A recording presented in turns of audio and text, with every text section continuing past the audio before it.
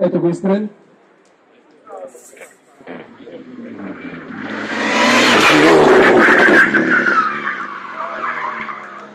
И още по-добре този.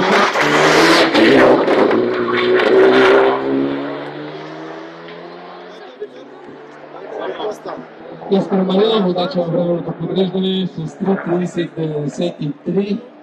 Като време след двата манша. Атанас Божелов, номер 100 състезателен. Петър Рейсинг, Тойота Селика очакваме.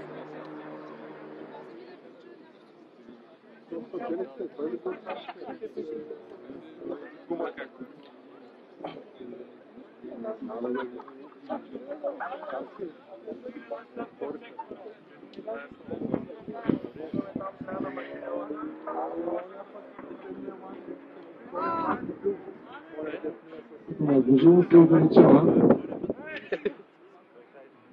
от местата, които могат да му дадат подиум. Ето го Наско Божелов с Тойота Селика.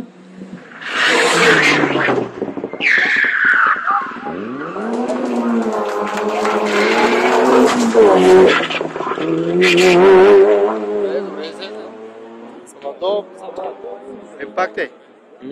3 пъти едно и също. Победата на Божелов, който приключва след малко участието си. Илия Царски очакваме.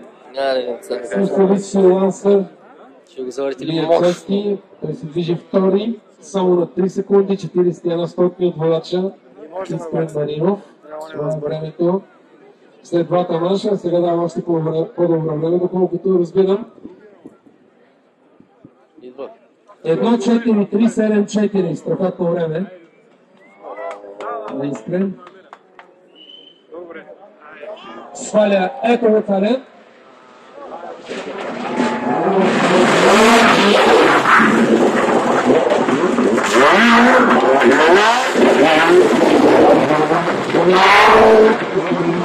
Научи да го настиги.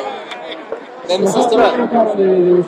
Ще го казваме, наистина фантастичен автомобил. Видявам се, че неговото време ще бъде доста по-добре. Разбраха чисто Маринов е следил времето в третия манш.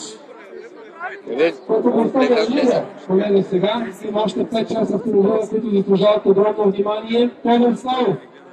Четвърта стартова позиция. Волветро литри. Рено Клио. След него Николай Пунов, Даниел Попов. Това са момчета, които ще се борят за подиум до последно. Той догоре ще се чува. Той е по-бързо да навага. Колко секунди имат разлика? 3 секунди.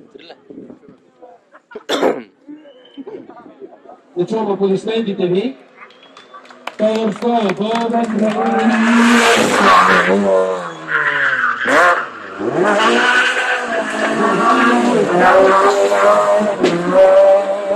Гърдаш се.